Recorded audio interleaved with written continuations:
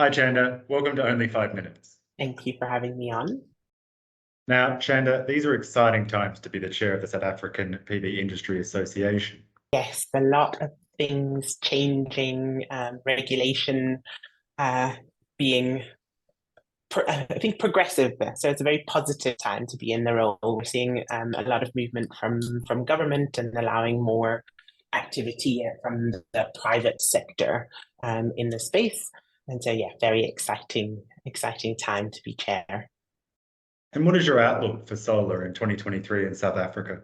I think both looking at the rooftop market as well as the utility scale market, there is a lot of growth, and we have had to change this interview around quite a few times because of load shedding. So we are in desperate need of power, and the beauty with solar PV is that it can be connected to the grid pretty rapidly. So a lot of houses and businesses that are looking to go solar and connecting solar systems to their properties, but also on the utility scale, we had a recent announcement of the Round 6 procurement program, which was the majority of the procurement was solar PV projects.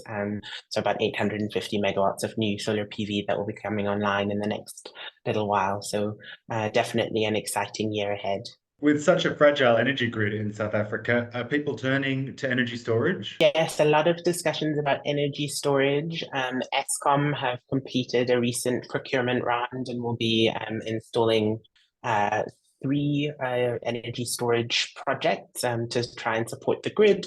The IPP office also has a program for about 500 megawatts that as they've labeled it.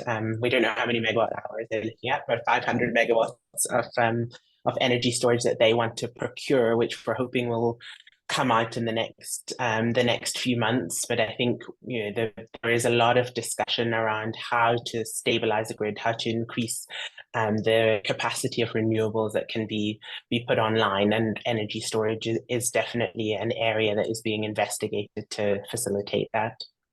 And in South Africa, what are the main obstacles stopping solar from getting to the grid? With so many projects going on and such rapid growth, skills and access to skills really is something that a lot of developers and consultancies as well are worried about. So trying to get people skilled up as quickly as possible and get them into the market. And I think it's going to be a difficult few years after the lull that we had between the rounds, getting more people into the renewables sector and providing training and upskilling.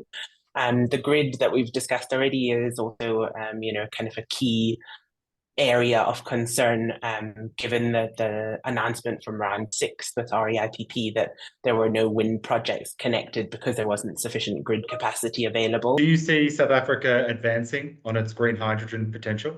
Government has put in place quite a bit of policy and is looking at growing the green hydrogen sector. There are a few both pilot projects but also private sector projects that are going through permitting and in the mix. I think what is going to be interesting is really the balance between utilizing electricity and the power that's coming onto the grid.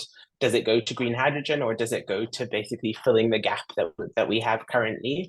And I think we also have to just look at what is happening with water in the country. I mean, South Africa is a water scarce country, so there's quite a few areas that I think need to be considered, both from a policy and regulatory point of view, but also from the private sector as to how they're going to facilitate that market.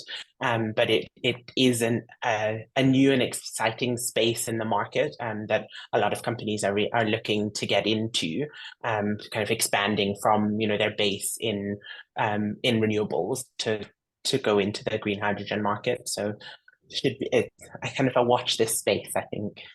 Now, Chanda, as the first female chair of the South African PV Industry Association, are you seeing the presence of women growing in renewables? And funnily enough, it's myself as chair, we've got a female vice chair, and we've got a new female CEO at SAPVIA. So very, it's been a lot of change in this term, I guess. I think renewables is a particularly interesting space for women because it's a new industry really in South Africa, and hoping that there will be a lot more women that will enter into the space, both as engineers, as project managers, environmentalists, but there's a lot of opportunities, I think across the board in renewables, but especially for women in the space.